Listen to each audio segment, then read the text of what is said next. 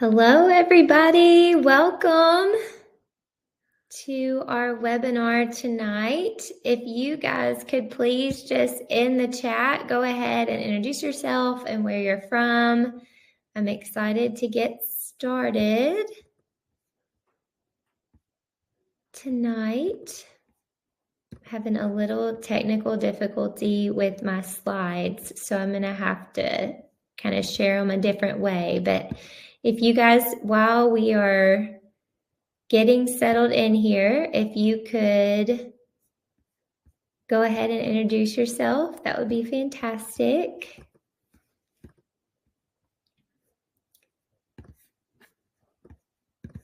And we will get started in just a moment.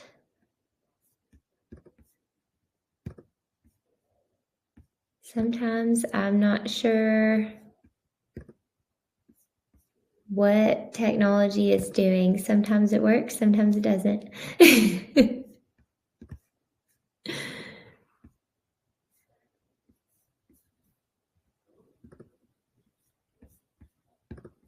Let's see.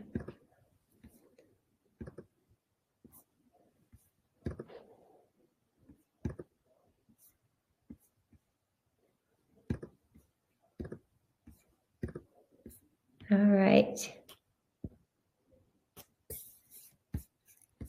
I'm just making sure you guys can still see me. And y'all are going to have to talk with me through the chat here.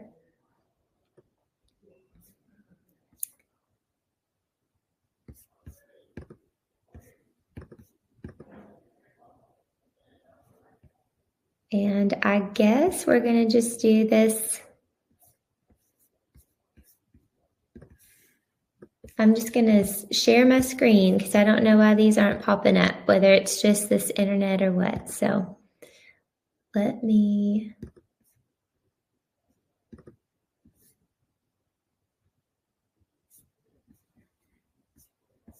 see.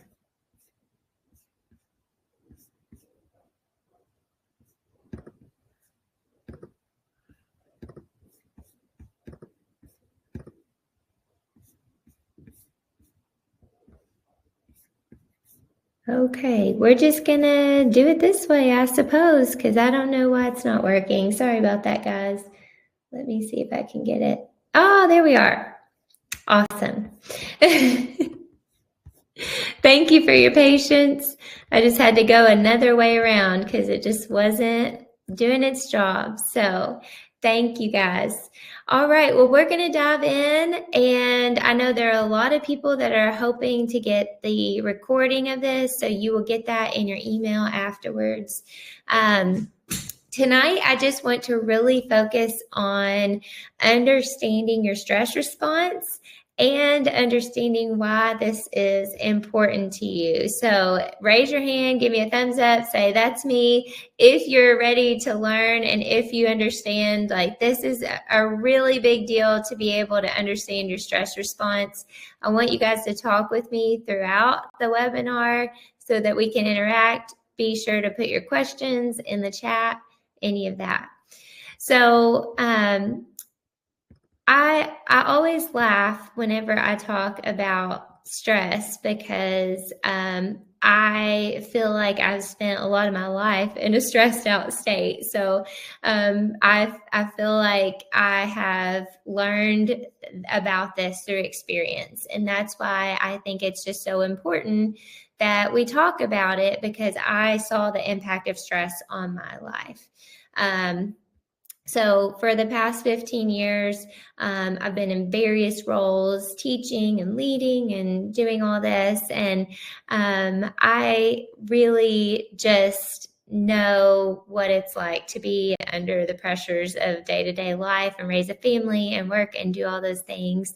So that's what we're going to get into today, is all that madness. So anybody else, if you have kids at home or have had kids at home, you might understand that there's just like a absolute amount of stress that just comes with being a parent.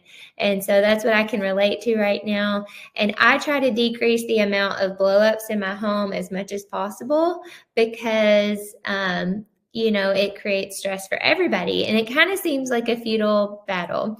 I make sure everyone's needs are met. I try to coach them on emotional intelligence. I even try to plan ahead and just try to anticipate what they might need and try to avoid it so that we have all these happy faces here. And most of the time, it just looks like chaos.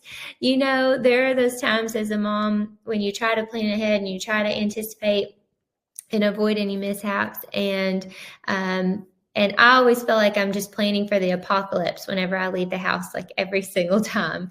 And there was one day in January when it had snowed for days and days. I could tell people were starting to wear on one another. So we took off and went to Evansville. We had some gift cards from Christmas we needed to spend. And after being stuck in the house for hours, we needed to make a run to Costco for more gluten-free chicken nuggets, which is my daughter's primary food group. And we truly were like prepared. And I did all the things. I laid out, snacks. I cut out apples. I had carrots, cheese sticks. I urged people in a very strong voice to think about their body's needs. Do you need a snack? Do you need a water? Get it now. Bring your water. Bring your coat, your socks, your shoes, a book. Entertain yourself, a snack.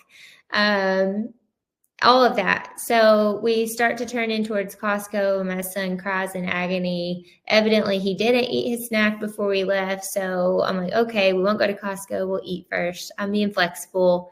Then we get to the restaurant. He can't seem to figure out what's taking so long for the people to prepare his food.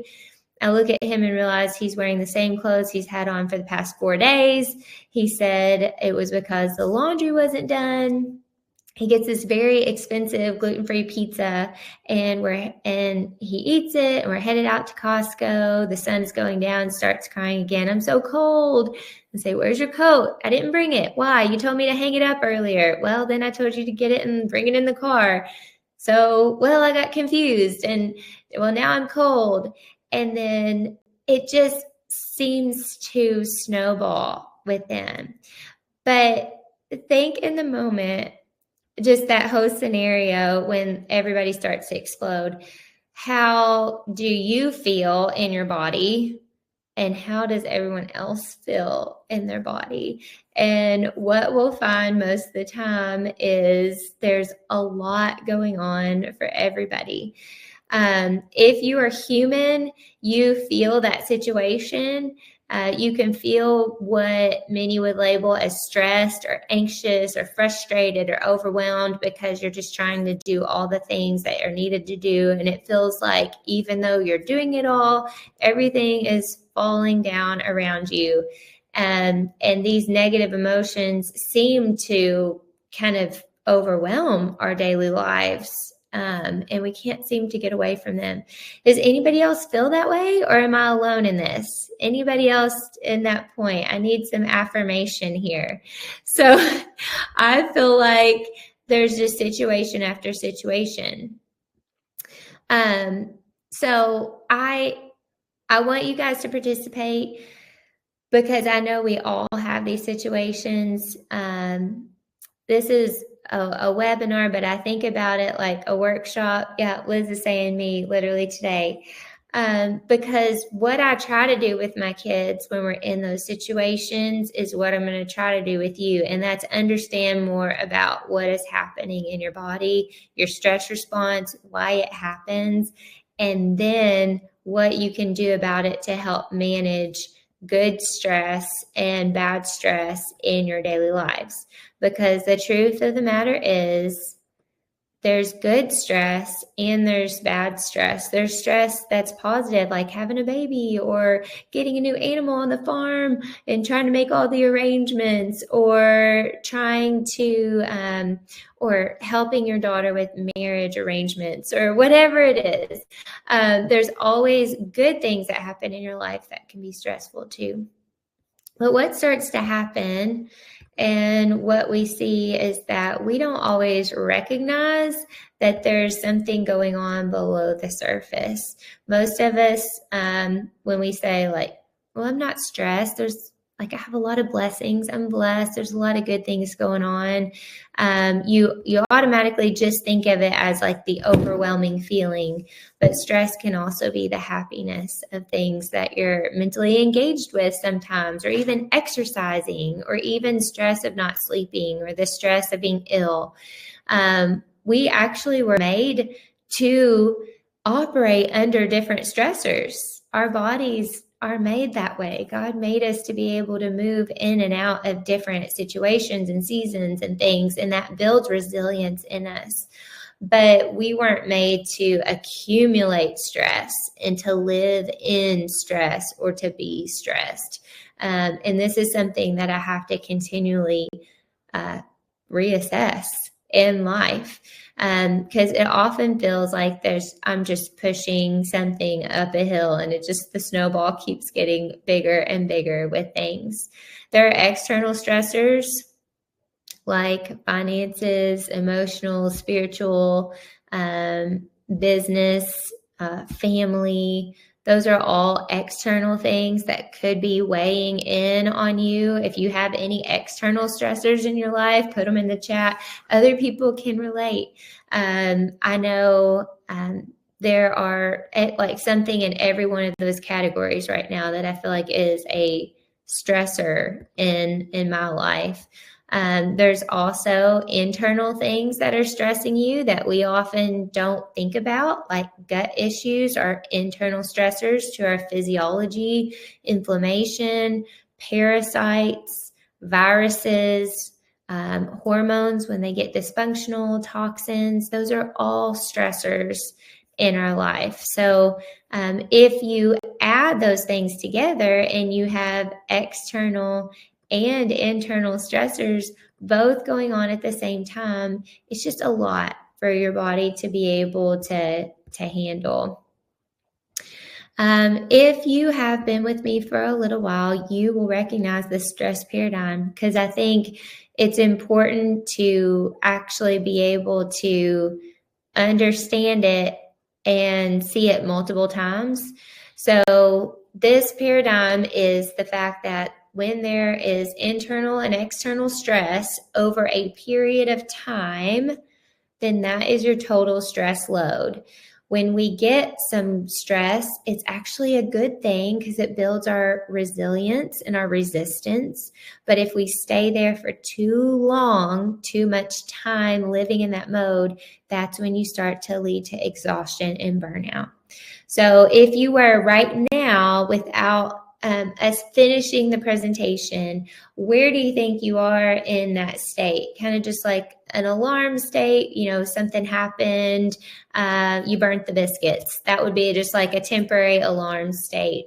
But let's say you're dealing with your mom's chronic illness and you're caretaking. That would be a long-term chronic state of stress that you're living under.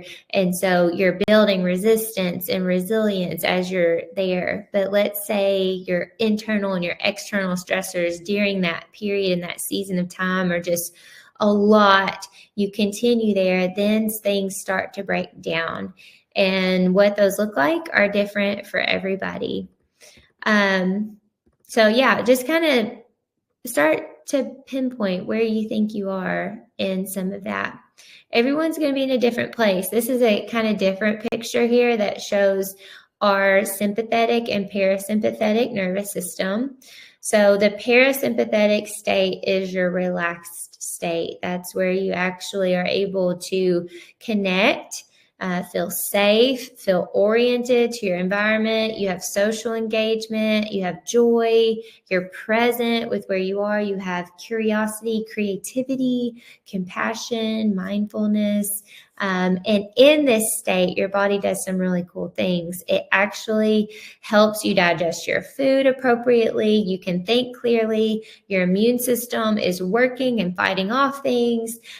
You have circulation to your skin. You have oxytocin released, which is that hormone that is involved with social connection. You have the ability to relate and to connect to one another, to make eye contact, to have a conversation. So when you're in this state, you actually are less offended, you're less on the defense, you're less snippy and snappy towards people because you're not in the sympathetic driven state, which is where a lot of us can tend to live. So the sympathetic state, when we're activated, we get into fight or flight, and that's something that you have been probably told before, but I really like kind of differentiating those. And I'm going to add one that's not on this chart as well, that's clearly talked about, and I feel like is very much an issue in Christian circles. But flight is where you move away from the threat. So that would be like you panic, you're fearful, you have anxiety, you're worried or concerned over all of these issues. You might back away from people, disengage from people. Fight would mean you move towards the situation. So those are the people that have anger issues or rage. They might want to hit things, or they're easily irritated or frustrated. And the third one I'm going to add in this is called fawn. And that's like really a people pleasing state where you just want to say yes, yes, yes, yes, and continue to do that. That is actually a sympathetic driven response, that you don't have that healthy boundary to be able to say no, or to be able to set boundaries with yourself and others. So when you're in any of these sympathetic nervous system responses, your blood pressure is going to go up, your heart rate's going to go up. You are going to lose your ability to digest food appropriately, which is going to cause other health issues. You actually lose the ability to connect with people, and your immune response goes down. If you stay in that I can phase for too long, the fight or flight phase, then you will go into freeze mode. Freeze mode is like the overwhelm. I just can't do this anymore. Has anybody ever been to that place? That's what I would call burnout, body collapse, immobility. I'm done. I can't do this anymore. This is where you feel numb or dissociated from the event. You might have bouts of depression. You might have feelings of helplessness or hopelessness. You often might feel shame. I feel like this is a place that Satan really likes to get his daughters, is into this freeze mode, because we are disengaged. Look how far away we are from social engagement with other believers. We tend to be alone in this state, and that is a prime time for attack, for spiritual attack. So when we're in this stage, we actually start to just numb ourselves. And then our heart rate goes down, our blood pressure goes down, our muscle tone goes down. We avoid eye contact. We don't actually have awareness of how we're talking to people and social behaviors. We have no libido. Our immune response goes down, and we just think about it's emergency state, shut down, conserve everything possible. So if we are living in an ideal situation, we should be able to move in and out of this here, social engagement and sympathetic drive. So if you think about how we were created to like hunt, gather, farm, then rest and digest and engage with people, that's kind of the rhythm that our bodies were created in, to be able to undergo stressors and then be able to come back from that.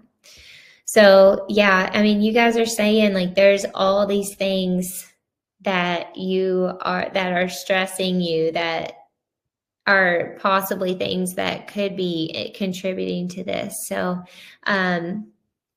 yeah, Donna, I see there's Yes, that's a good point. So your conditions or things that have kind of compounded over time, they actually could make it more difficult for you to deal with stress. Shorter fuse, tire easily. Yes, that's how we get kind of caught in this cycle. So again, start to think, where am I on this curve? Like, am I like sometimes I feel like, Megan, I can relate to you a little bit on the farm stuff, like productive, profitable, not wear myself out. Like during lambing season, like I'm about right here where it's like, okay, I got to get through this. I got to do this, but I'm about like worn out. Because it all adds up, right? So whenever you recognize that, then you have to make the appropriate changes to kind of get back down there. So yeah, if y'all don't care, putting in the chat where you think you are to start with. If you think you're in freeze mode, fight or flight, fawn, or if you feel like you're doing good in the social engagement, go ahead and put that in the chat. This next slide is just a picture that shows us the importance of that parasympathetic and sympathetic nervous system. We really don't understand the physiological impact that our brains and how we think and feel about things and our internal organs, how they are functioning, actually impact the rest of our body. So just think about when you begin to think that you're stressed, you are actually ramping up your heart rate, you are actually breathing heavier, you are actually wearing out those adrenals. Like how we are thinking in our brain is impacting our nervous system. So it's same here. Whenever we down-regulate our nervous system, that means go back into that social engagement part, you can have better digestion, which means you can have less inflammation and better health. You can have better reproduction and libido and better relationships and better eye contact and so much more. So it's really cool. I'm always just amazed at how God made our system in this way. And because he really doesn't call us to stress about everything. He calls us to rely on him. And it's just so important to recognize when we're in that fight or flight, we're really not really surrendering or relying on him. So I have to recognize that in myself. And what happens is when we're in this chronic physiological stress state, and the sympathetic nervous system is activated, we get a release of all these neurotransmitters. And think about adrenaline, how it's really driving things. And then we add in behavior risks, like we're not sleeping well because of some of this. Things keeping you up at night. You're eating foods, highly palatable foods that are comfort foods. You increase your sedentary behavior, or maybe go to dopamine seeking events on your phone or TV. And then that just leads to more metabolic issues. And you might gain weight just from how you think. I know it sounds crazy, but it's so true. Cardiovascular risk. And the thing that's really crazy is inflammation is triggered whenever we're in this response because of the cytokine producing cells that are going to actually influence our DNA. So we know that inflammation is one of the root causes to a lot of chronic health conditions. And so if you're stuck in a chronic fight or flight response or a freeze mode, your low-grade inflammation could be impacting your overall chronological, physiological state. Does our cycle impact what we could turn to, such as PMS leading to fight mode with irritation? 100%. Yes. So we're talking about neurotransmitter releases, and this is where it's like full circle how things are impacting. So for instance, hormones that are released are messengers, and they tell other neurotransmitters what to do in your brain, and that could impact how you think and how you feel about a situation, which impacts how your other hormones and neurotransmitters are released. So it starts to become a cycle, and vice versa. For instance, what you eat is going to impact the neurotransmitters that are made, like serotonin, in your gut. And serotonin is a feel good hormone. So if you're not getting enough of it, you may not sleep well, you may not feel particularly in a good mood, which is going to impact how you feel about life and your situation around you, which more or less is going to lead to negative thought patterns, which leads to a sympathetic driven state. So yes, it can change. I definitely almost can pinpoint a time in my cycle where I'm like, I need to take things off my schedule.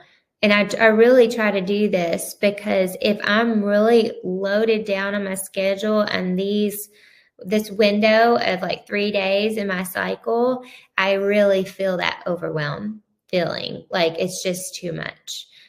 So I really have to kind of watch on my like cycle tracking app and what my calendar looks like. If everything compounds, it'll just feel like too much. So definitely something to think about. So when we're thinking about the brain in general, we really operate in three different states, I guess you could say. And the first state is your executive state. And that is the state where you do all of your thinking, like your logical thinking. Like you can tackle a situation, something comes your way and you know what to do and how to problem solve through it. I always think about it like pros and cons. Yes, Donna, this is a lot of information. So repeat viewing is available. This is a lot of information. But in your executive state, that is where you're actually able to think through things appropriately without being emotional about it. I always have to tell myself with my kids, this isn't fully developed until they're 11 or 12. So it sometimes just isn't possible for them to think through things all the way. That's why you get the emotional part of things. The limbic system is that emotional state. So if you were to just put your thumb inside and curl your fingers, you have your executive state here in the front. You have your emotional state, your limbic system here in the middle, which is influenced by your autonomic nervous system and how you think about things. And then you have your brainstem, which is your survival state. So that's really when you're getting that fight or flight or freeze that's happened. That's when you're scared and when something pops out at you and you get scared and you jump, your body does what it's supposed to do automatically. It's going to do what it has to do to get the job done. And you didn't have to think about it. Oh, I'm going to jump because I'm scared. You didn't do that. It just happened automatically. Unfortunately, there's a lot of us that live in this survival state. Like we're just living in survival mode. So we actually lose the capability to think with our executive function, and our emotional state is really dysregulated. So if we are using that at all, it's just overwhelming. So think about your day today and what part of your brain did you think you mainly used today? I used the brainstem, I feel like a lot today because I stayed up all night with a lamb.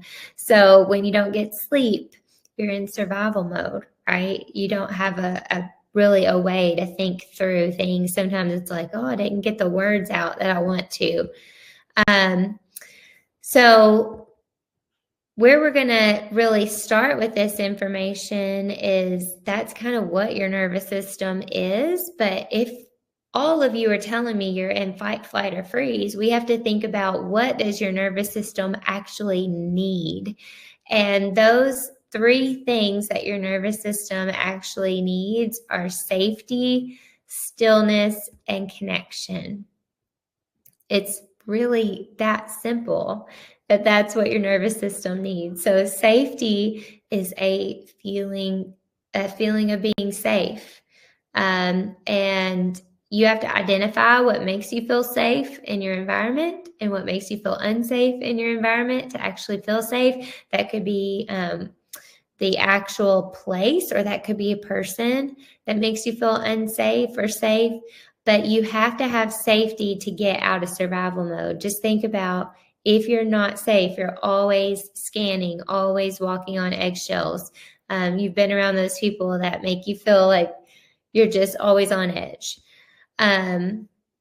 You also need stillness. So cultivating a stillness, that means in your mind and your body, that allows you to reconnect with yourself, to acknowledge what's going on inside your body, and reconnect with God. Because if you are actually in survival mode, a lot of times we can't hear the voice of the Holy Spirit because we are so busy thinking about all of our stuff. Have you ever thought about it that way? Like when we're in survival mode, we could be just blocking out some of the conversations that we could have with God because we're so busy and worried about what is going on in our lives and our situations, and we're perseverating on our stuff, that we're not being still enough to hear what He says about it. It's like very convicting to me on many levels. And I just really feel like the Lord just wants somebody else to hear that too. The world just does crowd out dwelling on God. And there's just so many distractions and so many things to do. The third thing that we need is connection. So that's building connections with others, strengthening your support system. So think about, like, list the people in your life who provide you with support and comfort. That is really important. It also means connection, like eye contact, seeing people, touching people. That's important for your nervous system. You actually release good neurotransmitters. So I just have a little reflection question for you guys, and I would love for y'all that want to share to put it in the chat. But what fears are currently controlling your life? How do your fears affect your daily decisions and your health? So for me, I feel like I keep having this fear that comes up with like parenting. I guess that's my common theme tonight, but parenting's really hard. But there's a fear that comes up that I'm missing the mark, or not doing something right, or where have I gone wrong, or like I'm just not doing things correctly. And that fear actually controls how I parent, because I want to gain like control, right? And so those fears affect my daily decisions and how I'm disciplining, how I'm interacting, and I start to feel anxious about my situations, and how I'm interacting, because I want to control the outcome. And that comes down to a sin of pride and wanting to be in control of everything. So I want you guys to really reflect on that, because it's something that the Lord will reveal to you, that I think is important for you to understand. Like, you might be self-sabotaging safety, stillness, and connection, like because of the fear that is controlling your life. And when you live in fear, you actually are just in this hyper arousal state in fight or flight, or hypo arousal if you've been there for too long, in freeze mode. And your window of tolerance for things starts to get really small. That's when you're like, yeah, I can't do this anymore. Or one little thing just puts you over the edge. Can you think of like thinking about a situation that you just like cried over or lost your mind over, and it was like, that was so crazy.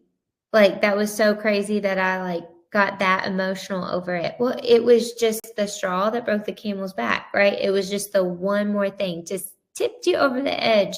And what our goal is that we increase that window of tolerance.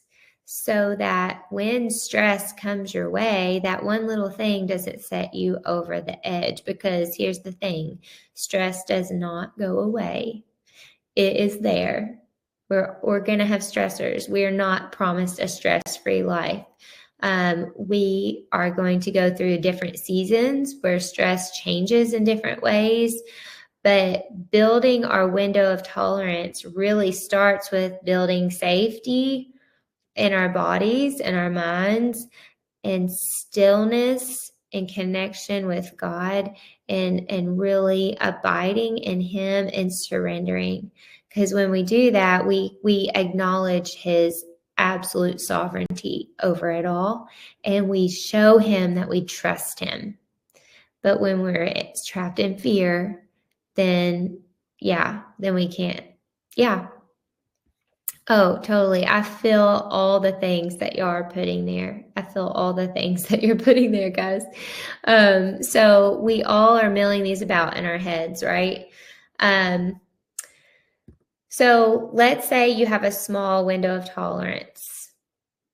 A small window of tolerance. One thing that we can think about is probably happening whenever we explode or feel overwhelmed or we freeze, is that we have poured fuel on the fire. And a lot of times how we do that is, like I said, through these sedentary activities, by overwhelming our brain too much, overwhelming our schedule. That's a big one for me. And then eating things that aren't fueling our body. They're actually fueling inflammation. So the lifestyle choices that we are making are actually impacting us on a day-to-day basis. They're actually impacting us. So I know some of you had access, some of you maybe not. If you got the file that was attached, was I just have this little questionnaire to help you decide how stressed are you. And you may have done this before at some point. And I'm going to put it in here too. If you have done it before, go ahead and do it again, because you will be surprised at possibly that it changes during different points. So let me get this. I might get this loaded in here. I feel like my internet is being slow. But once you get that, I want you to really think about filling that out and being able to see, this is what it looks like here. See these different areas here, section A, B, C, D, and E. It's just an objective way to be able to kind of put yourself on that curve so that you can actually see what's going on and where you are on that curve. Let me try this one more time.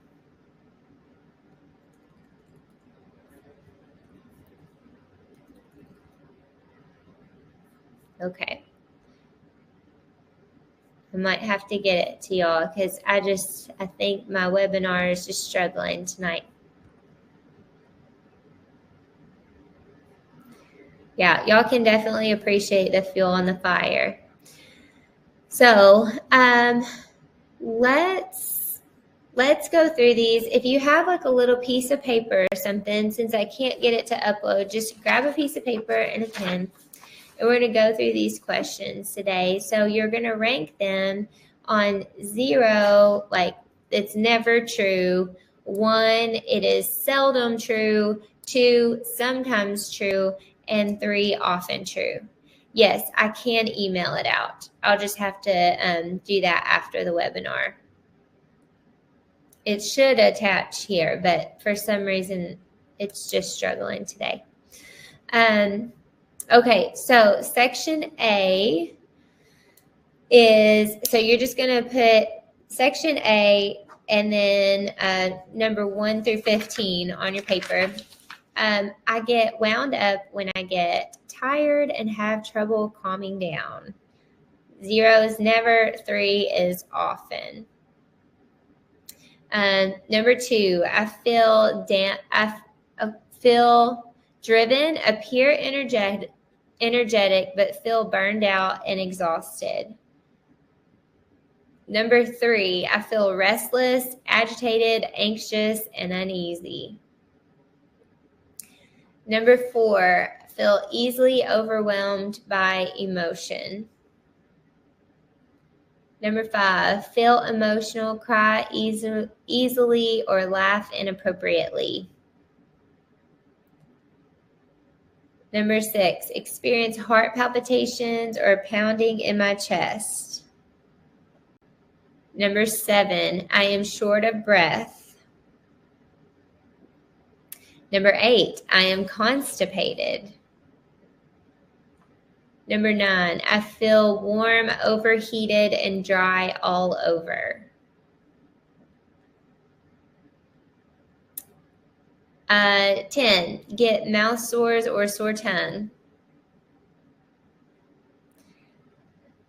Get hot flashes. Number 11. Sleep less than 7 hours a night. Have trouble falling asleep and staying asleep. Number 14, worry about high blood pressure, cholesterol, and triglycerides. And number 15, forget to eat and feel little hunger. So you're going to add all those up in section A.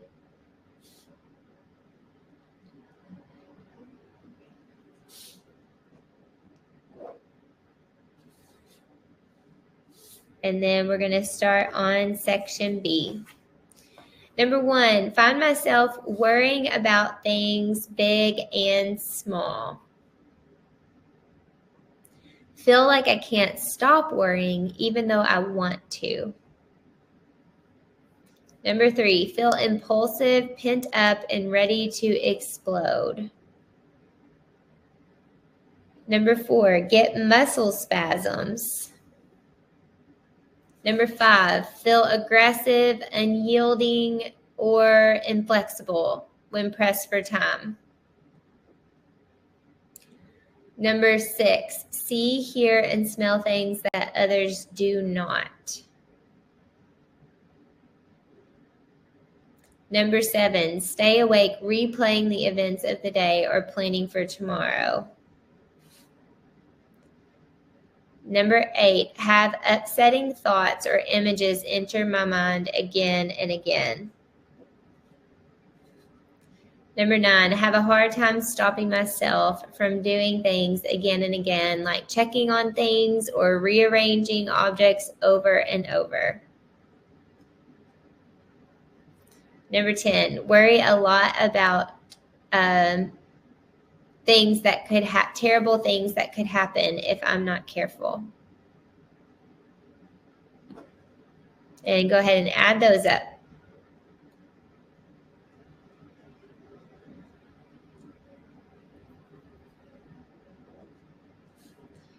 All right, section C.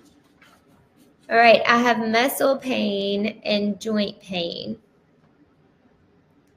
Number 2, I have muscle weakness. Number 3, I crave salt or salty things. Number 4, have muscle pains on my body when I am touched or tender or painful.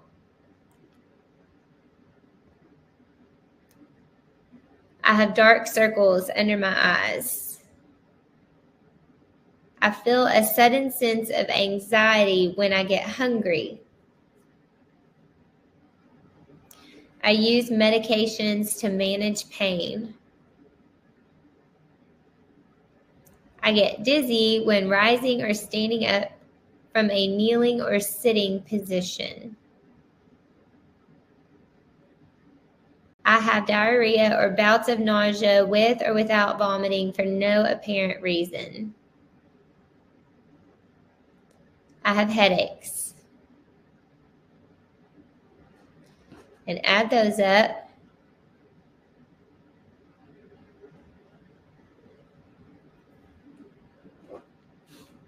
All right, section D. I have trouble organizing my thoughts. Easily get distracted and lose focus. Number 3, I have difficulty making decisions and mistrust my judgment. Number 4, feel depressed and apathetic. Number 5, I lack the motivation and energy to stay on task and pay attention. Number 6, I am forgetful. Number 7, I feel unsettled, restless, and anxious. Number 8, I wake up tired and unrefreshed. I experience heartburn and indigestion. And I catch colds and infections easily. Go ahead and add those up.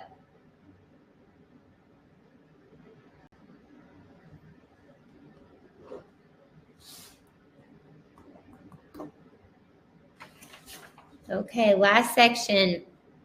I feel tired for no apparent reason. I experience lingering mild fatigue after exertion or physical activity. Find it difficulty to concentrate and complete tasks. I feel depressed and apathetic. I feel cold or chilled. Hands and feet or all over for no apparent reason.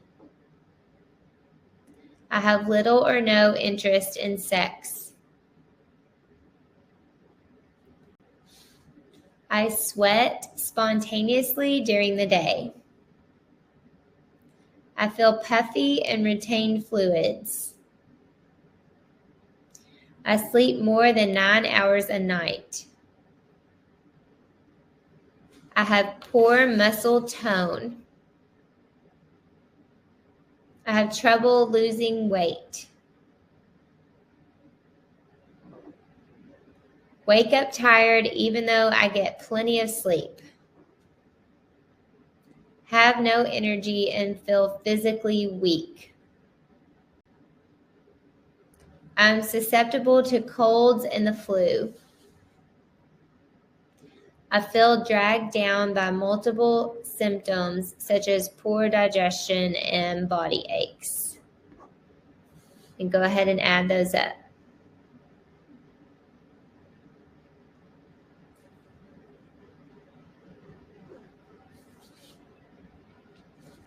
Okay, now I want you to do a total for A, B, and C. So I didn't tell y'all were going to do math tonight. And then I want you to do a total for C, D, and E.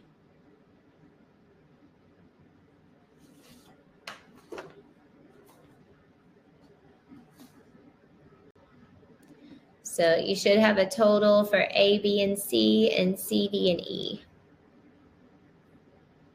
When you get those totals, go ahead and put them in the chat.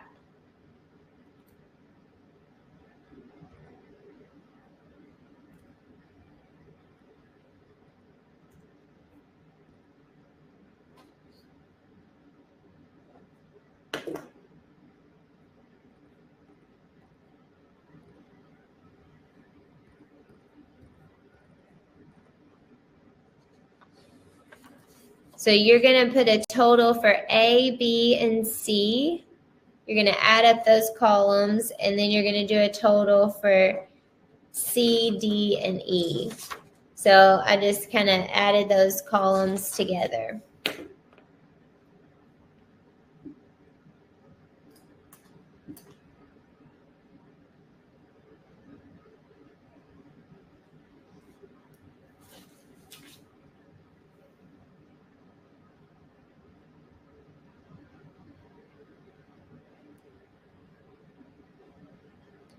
So you're going to start to see there's a lot of numbers. Keep the individual columns in front of you as well.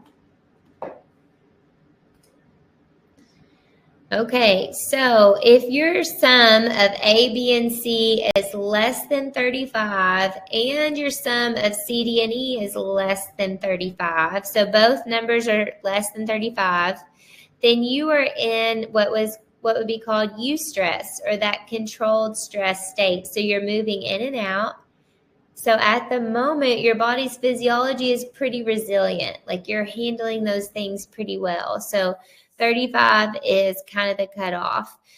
Your body's stress hormones like adrenaline and cortisol should show relatively normal levels. If you're honest about how you feel during this exercise, but that's kind of objectively what you should see there. If your sum of A, B, and C is greater than 35 and greater than C, D, and E, then you're in a hyper responsive stress state. So if, let's say, I'm looking here, so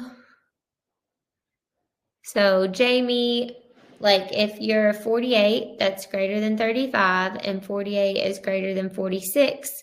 So that would be a hyper responsive state. That means your stress hormones like adrenaline and cortisol are much higher than normal for a sustained period of time. Let's see, Elizabeth, yeah, you would be the same. Kimberly, you'd be in the same boat there. Margie, you're the only one that's in eustress. Congratulations. Doesn't mean you don't have stress, but it's much lower. Okay, if your sum of C, D, and E are greater than 35 and greater than A, B, and C, so that would be Donna and Michelle and Bethany and Jessica and Hannah and Megan. Hopefully that helps y'all if I name you out. Sorry. You're in a hypo-responsive stress state. So that means your stress hormones like adrenaline and cortisol are more likely to be depleted, and you're more in that overwhelm chronic state. So if we're to picture our little, let me see if I can go back or go forward here. If we're to picture our little graph, what we're saying is eustress would be like Margie over here, where she's like, she has occasional stress that keeps coming up.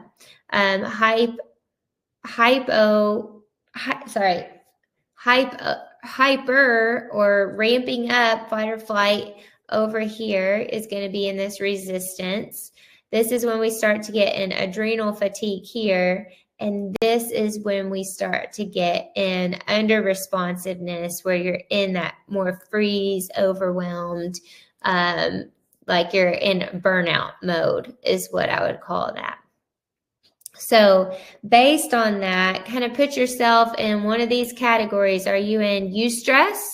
Are you in hyper responsiveness? Or are you in hypo responsiveness?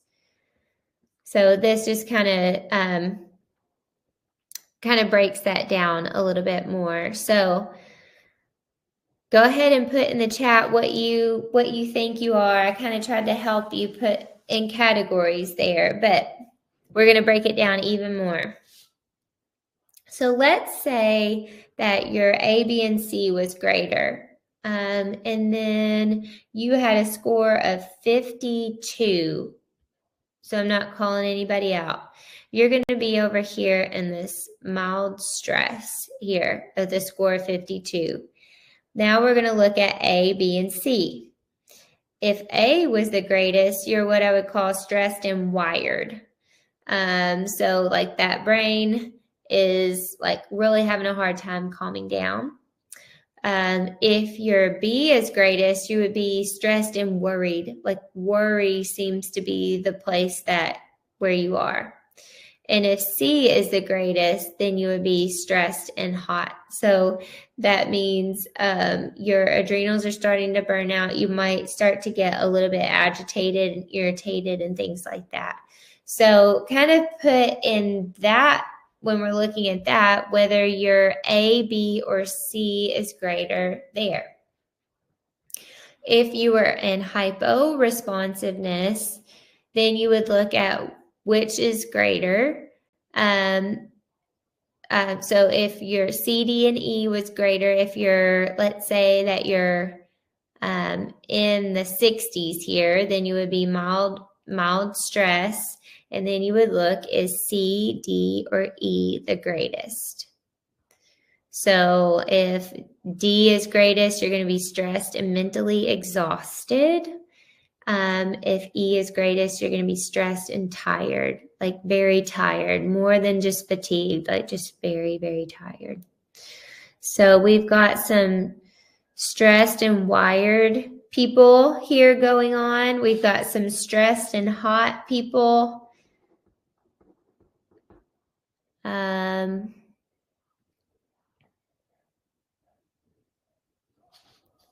Y'all, whenever you figure that out, go ahead and put it in the chat. Which one was greater in those columns?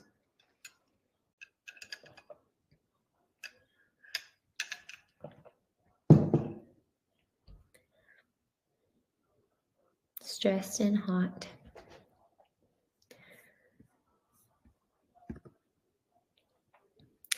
Okay, so now you're wondering, how did I get here? Anybody wondering that? How did I get here? How did I get to this place?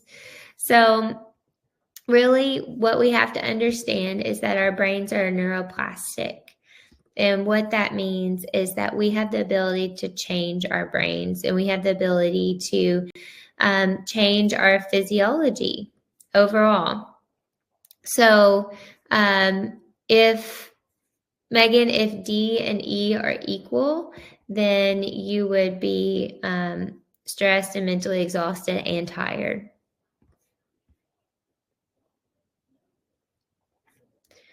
And guys, this is just a tool that I feel like is really good to help you become aware. It's not the end all be all. So you might disagree, and that's okay. This is just one piece of information. But is anybody like, yeah, that's me? Like, yeah.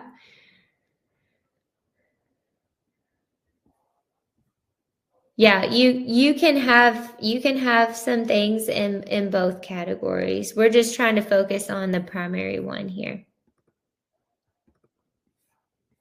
So your brain is neuroplastic. It has the ability to change based on how we think and what we think. So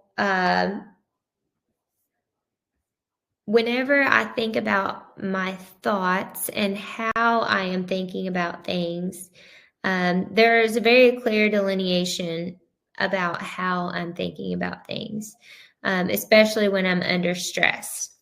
So somebody gave me this a long time ago, and I share it all the time because it is life-changing for me. Whenever I'm stressed, do I feel like I'm being like, I'm in a state of peace? Do I feel led? Do I feel reassured? Do I feel enlightened by the information? Do I feel encouraged or comforted or calmed? Or I might feel convicted? Or do I feel rushed or pushed or frightened or confused or discouraged or worried or obsessed or condemned? Those are two very different thought processes. Can anybody tell me what the difference is between those, or what you think the sources are of those?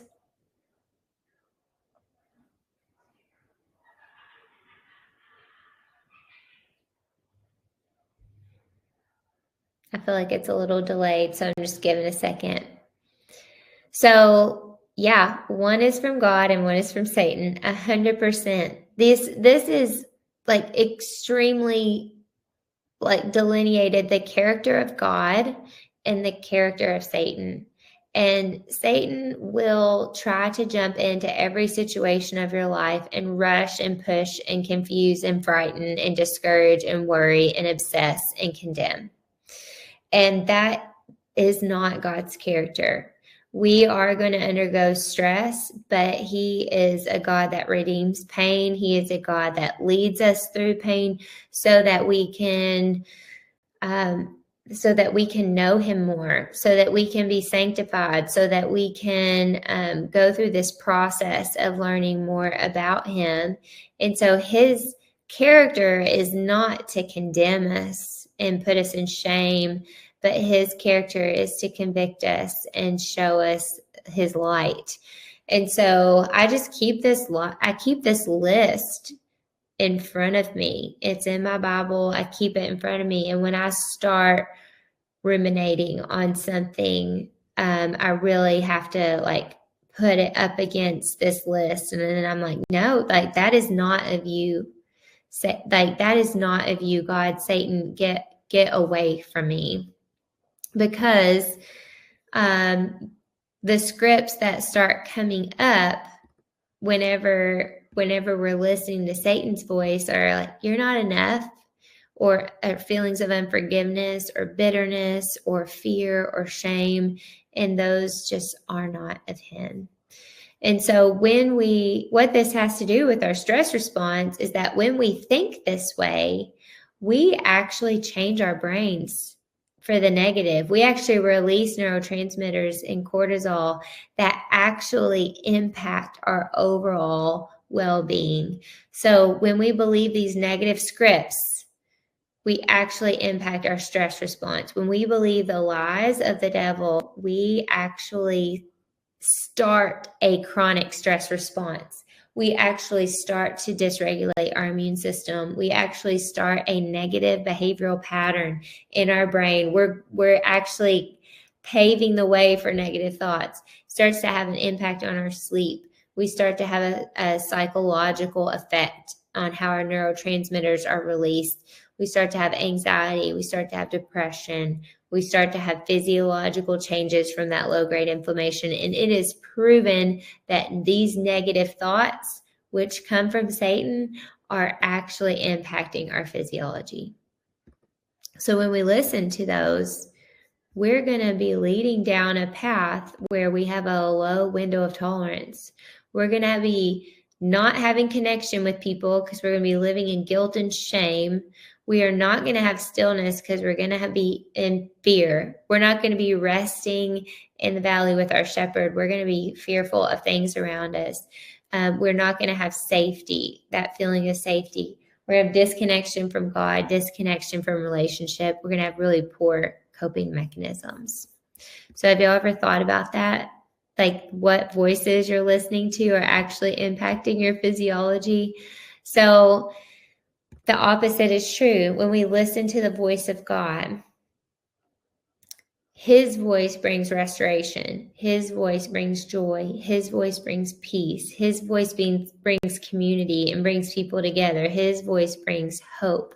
And when we believe in these positive scripts that come from Him, it impacts our stress response in a positive way, because there's research shows that whenever we forgive people and we have joy and we have peace and we live in community with people and we do life with people and we allow God to restore us, we reduce stress, we improve our immune function, we have supportive relationships, we have healthier lifestyle choices, we have good neurochemical effects in our brains that are going to impact us long term. So the hope is that we can retrain our brain. There are practical tips to retraining your brain. And this is the practical step. I know I've given you a lot of information. I know this is a long webinar, but I want you guys to really get this application part. There is an acronym that I came up with called TEN. And what it stands for is think, exercise, and nourish. Those are the ways you're going to retrain your brain. Think, exercise, and nourish. it starts with thinking. This is so, so powerful.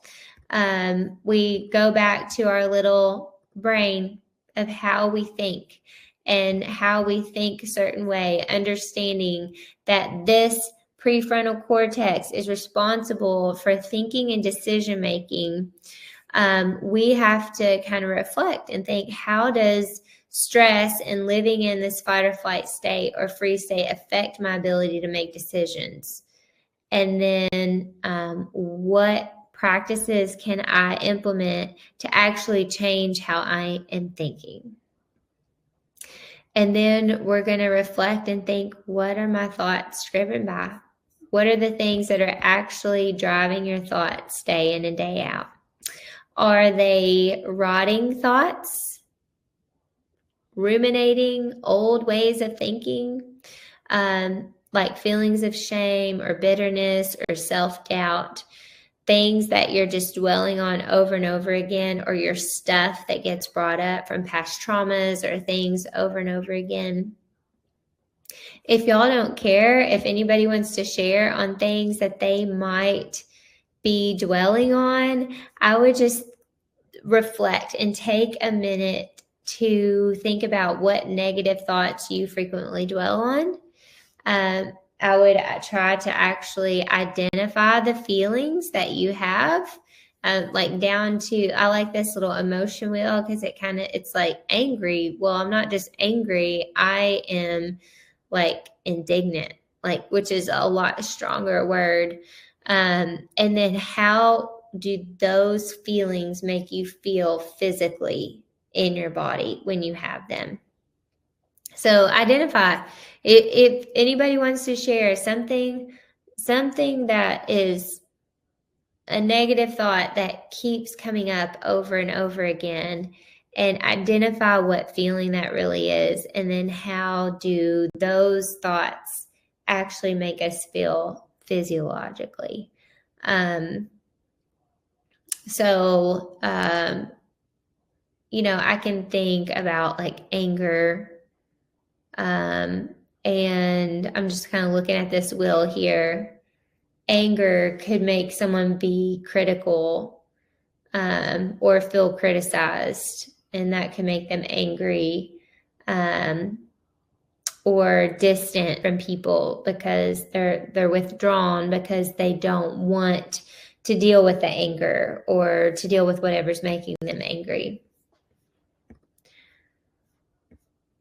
So yeah, y'all share whenever you're ready, whatever you think there.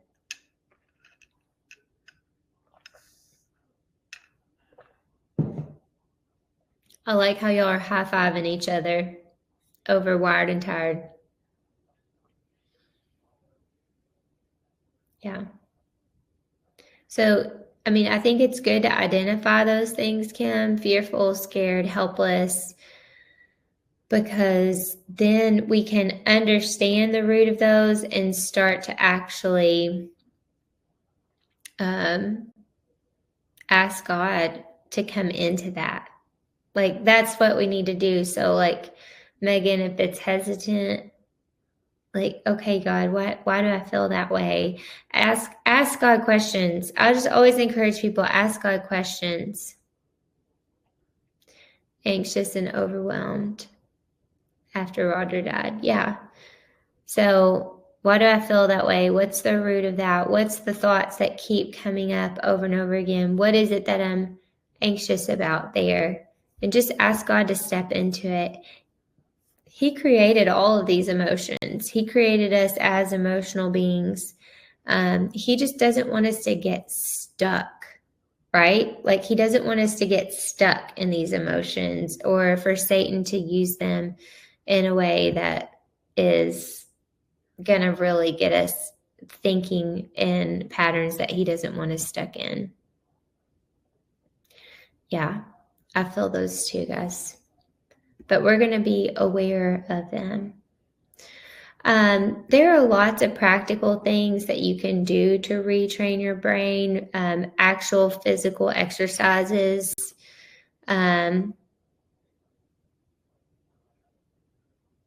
Yeah. There's just things in life that are going to make us feel like we're not in control. The vagus nerve is one of those cranial nerves that's in our coming out of our brainstem, and it's our 10th cranial nerve, and it actually will activate your parasympathetic nervous system. So when you activate your vagus nerve, you can actually take yourself from a fight or flight mode back down to a engaged, socially engaged mode. And so the interesting thing is that when we look at neuroscience and some of the things neuroscientists are telling us to do, a lot of them are things that God has also taught us to do. Now, some of them are weird because they're just targeting specific branches of the vagus nerve. But this is a really good little card deck. I brought it here with me just to show y'all if you want some specific ways, because it will break it down into that bell curve and to dorsal, vagal, ventral to know what you need to do to help yourself. These are not written, I would say, from like a biblical perspective, like most neuroscience is lacking. So you always have to use discernment with things and make sure we're not getting into any new age stuff. But I feel like a lot of these are pretty straightforward as far as like using your senses and things like that. But some of them to just engage your ventral vagal, socially engaged spot are things like being in awe, a wonder, reverence. Visit a time when you experienced a moment of awe and so extraordinary it stopped you in your track. When you remember that, you actually are going to be practicing using the part of your brain that helps with your parasympathetic nervous system. I would say gratitude is a big one. There's some ones in here that you just have to kind of change to your thinking, but making sure your gratitude, exploring nature is really important. So I think there are a lot of good resources out there. Most of the vagus nerve resources that I have encountered have a hint of new age in them. And so you really have to use discernment when you're using them. But vagus nerve exercises are the way to go if any of you are in any of those states, because they're going to help you. Let me see, Liz. I love it. Let's do 10 Tuesday in the Hive community. I love that. That sounds awesome. Liz always has fun ideas. Let's see. All right. So we said exercise is the E, and now we're looking at nourish. Okay. So we know what we eat matters. Everybody knows, if you're here, what we eat is going to matter. So think about whole foods that are going to decrease inflammation. That's what you want to be putting in your body to be able to nourish your nervous system and get out of some of these states. If you fuel the fire by eating those high palatable foods that are comfort foods like that, you are actually making your window of tolerance less. You're making your snippiness more. You're making your irritability more. You're going to just continue to shut down more. So think about what you eat is not just about weight loss or weight gain. It's about fueling your brain so that you can think and do things like he said, like God wants us to. I will say I've always tried to kind of put some supplements in there to give people an idea. These are just kind of foundational supplements that I would recommend just to help manage stress in general. Would be a B complex, an amino acid.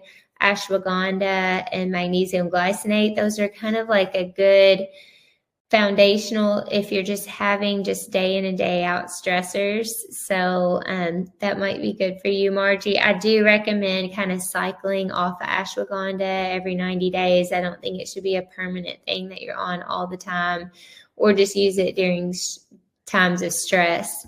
If you're in this over responsive state, and I can email out this PowerPoint as well for you guys, so you don't have to feel like you're frantically reading notes all the time. But if you're in this stressed and wired, there's another little subcategory. If you're not sleeping, then there's a few things here. This Panacea brand I can order for you. You just tell me what you want, and I can order it and send it to your house. These are on my FullScript website, and we are having a sale this upcoming week, 25% off. So if you're wanting to try out any of this is a good time. So anything on that FullScript website, we can get marked down. But this will just kind of help with that more calming state. If you are in this area here where you're really struggling with sleep, that's where GABA really helps. So it's just a couple pumps before bed to help get that brain to unwind. GABA with L-theanine is super, super powerful. And then Panacea uses herbs to help with sleep as well. If you're in the stressed and worried, then I would also recommend this in the evening if you're struggling with sleep. But I would recommend this PS Calm for levels of mild depression, levels where we're just dysregulating sleep, we're having cognitive impairments and things like that. If you're in the C category, like C is sticking out for you, then I would recommend something to support your adrenals in that case. If we are in the D over E and you're in this mentally exhausted, which I don't know that anybody was, that's when I would recommend a cortisol manager. I do recommend doing a Dutch cortisol test. It's a saliva test. It's super easy just to kind of see where your cortisol is before you do this. But this is a good place to start without making any major changes there. If you are stressed and tired, these two Panacea supplements I feel like are very, very helpful for mental and physical performance using actual herbs. And so I feel like these have always been super helpful for people.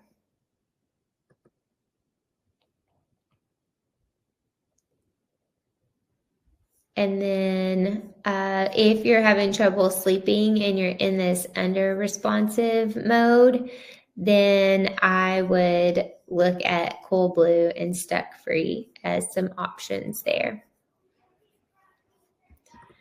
So I can email that out because it's definitely a lot to think through, but hopefully this gives you kind of like a workbook type thing that you can work through.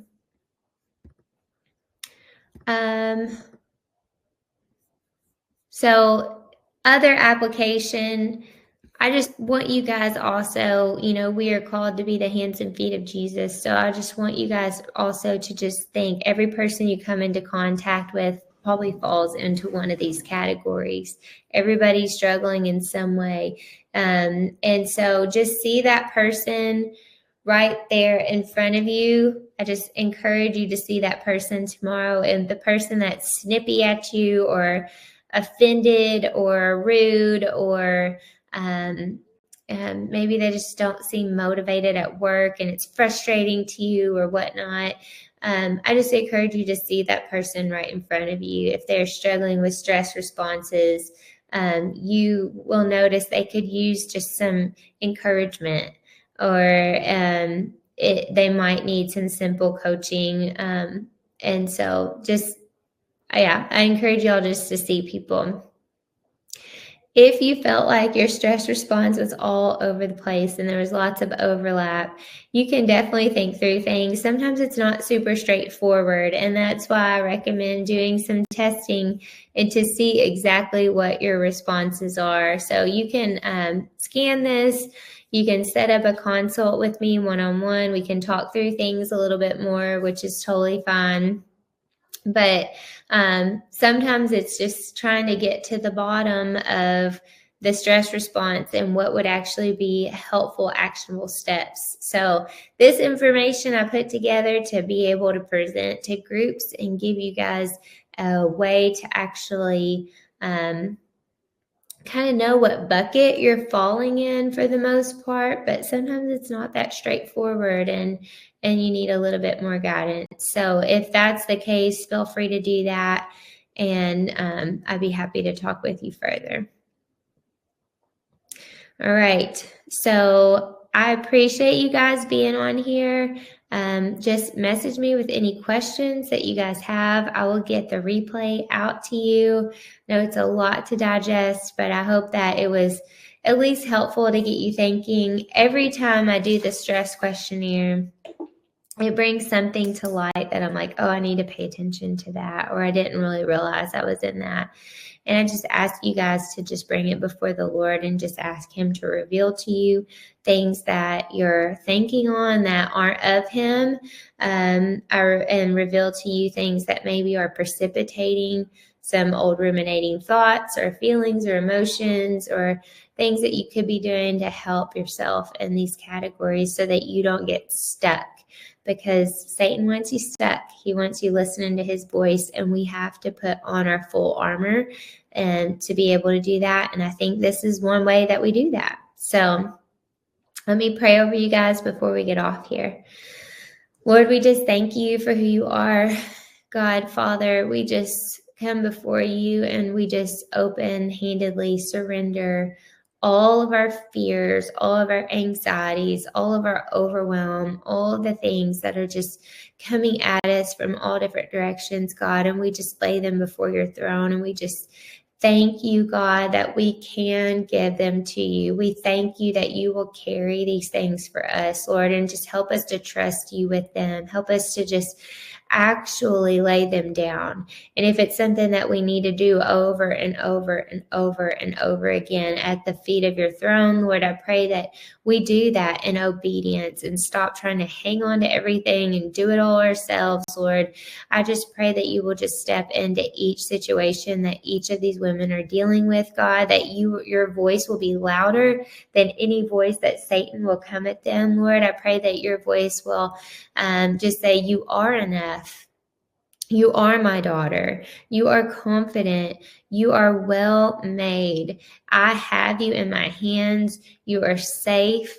You have nothing to fear. You are a good mom. You are doing the best that you can. You are in the right place. And Lord, I pray that they will just fight those thoughts of fear and shame and guilt and condemnation, and let us not entertain them with our mouths or repeat them in our minds, but say, no, Satan, you have to go. Lord, give us the strength to do that. Give us the encouragement to do that. Help us to build just a new way of thinking in our homes, Lord, and the people around us. Lord, we love you and we praise you in Jesus' name. Amen.